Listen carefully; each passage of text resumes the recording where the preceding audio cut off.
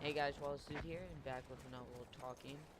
It's gonna be a little weird since I have a little battlefield going on behind me talking about Call of Duty, but it's okay, it's mainly about games. But basically, I'm been watching a lot of zombies YouTubers, playing a lot of Call of Duty right now.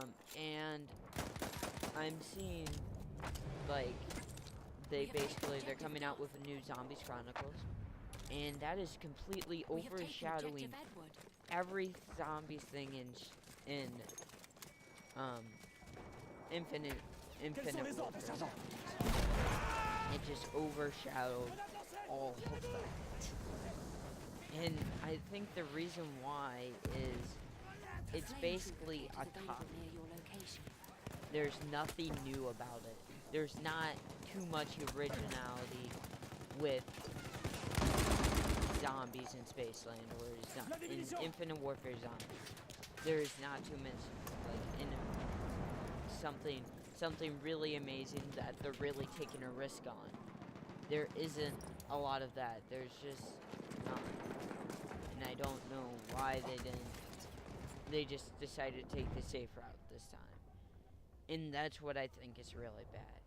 That's what I think is kind of making the zombies community just go down. Is like Activision, the main people who make the game, and whatever company, Sledgehammer or Infinity Ward, Treyarch, they are the people who created it, so they are everyone's into Treyarch. They need Activision and whatever other company, Infinity Ward or Sledgehammer, either one, they need to take the jump. Treyarch is already, they're in their little bit of a comfort zone, but they are still taking a few leaps. Infinity Ward, they took 0 leaps. They still had the Gobblegums and Fortune cards. They still had rebuilding barriers, having wall buys, they had the mystery wheel, they had the tax punch.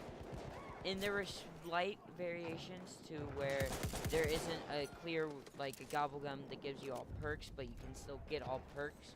And it's forever, you go down, but it's a hard way to do it. But that's still there.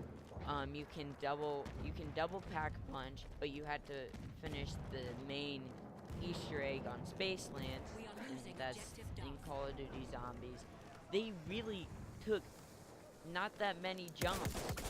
There is very few innovation in Call of Duty Infinite Warfare Zombies. There is not that much innovation in the story.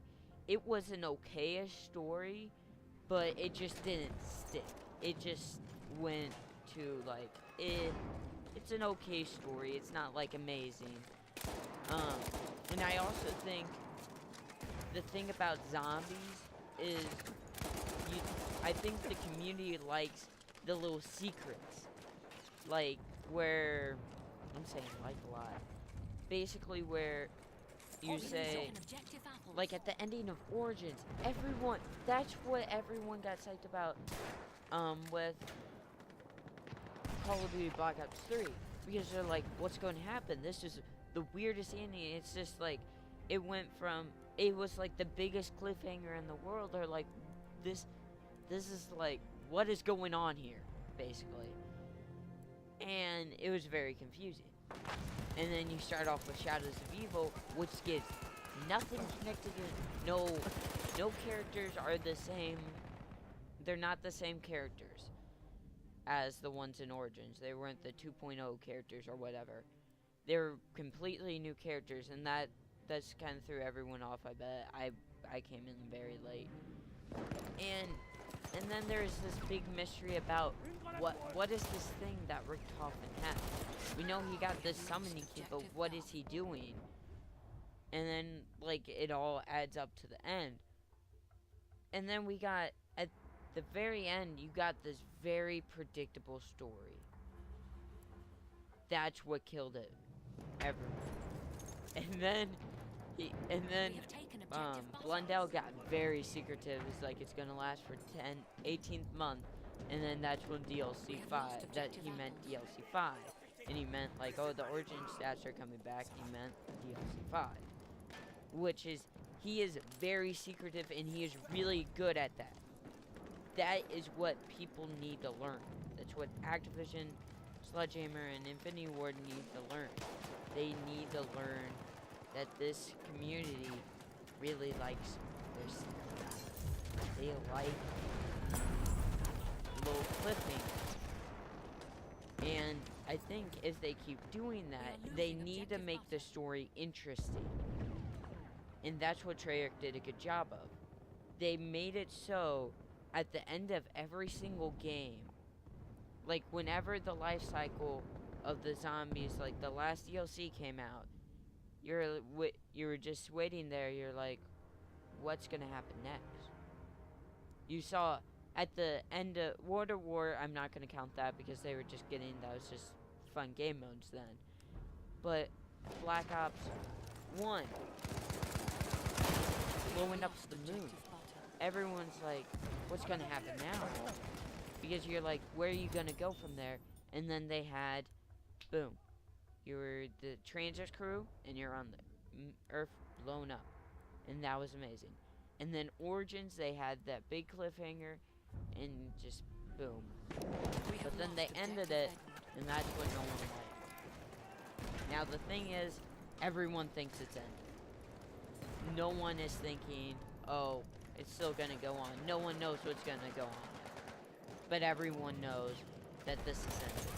That this crew is over with, and it's big loot. And no one knows what they're gonna do next, and it's just, okay, there's nothing you can predict from this. What are you gonna do next?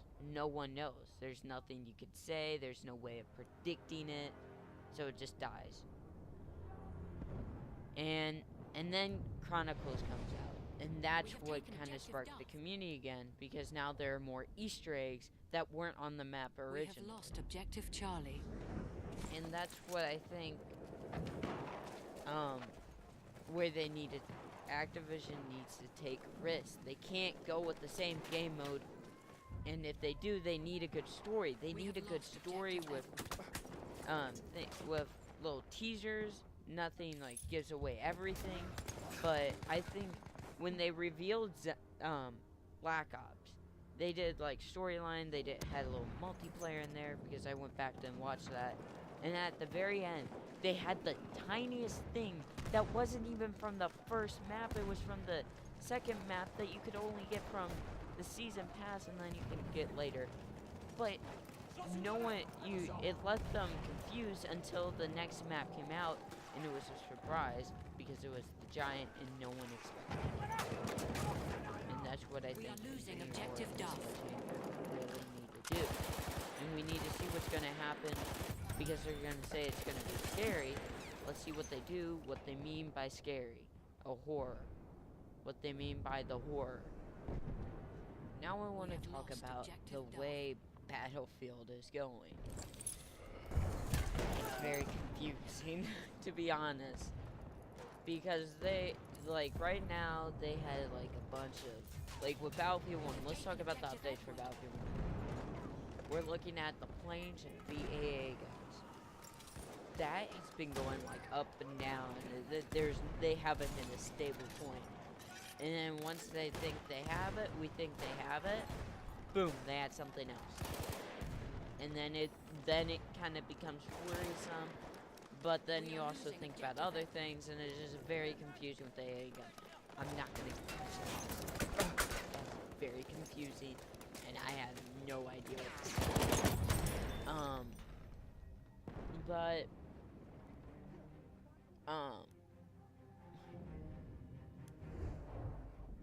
Let's talk about, I think it's a good idea that they're going with a monthly instead of the seasonal thing, because the monthly will work out way better for those small patches.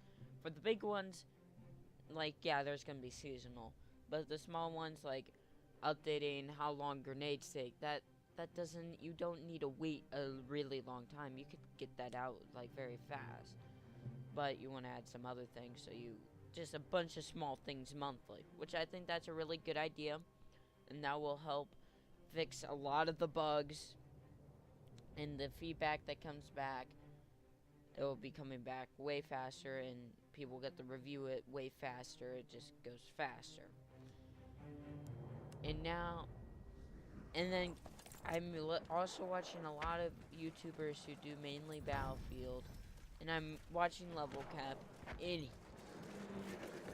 I don't know.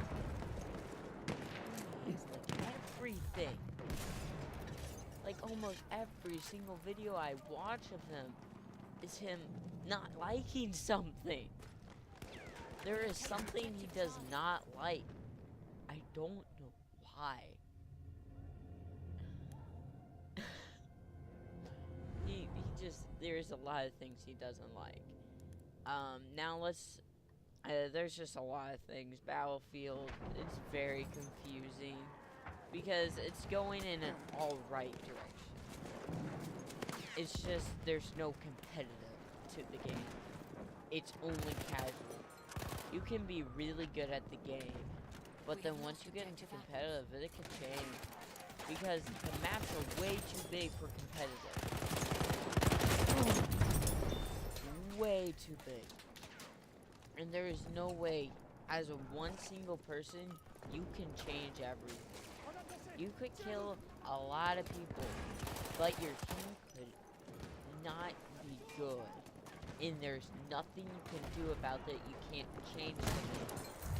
Now in Call of Duty, you can easily change the game. You could be really good. You go in there, you start murdering everyone. Boom, you change the game. You got all the points. You got like all those kills. You can easily probably change the game. But then, like, how are they gonna do it? They've tried it out with Hardline. It plummeted. It just died like that. Just no one played it.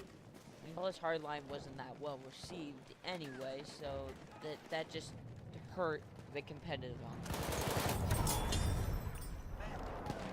And then there's Battlefield 4, which I don't really know. I think it did have a little bit of competitive, but not that big. We'll just have to see how it goes. Let's hope it goes fine. And that will be basically it of today, guys. That will be it of talking games.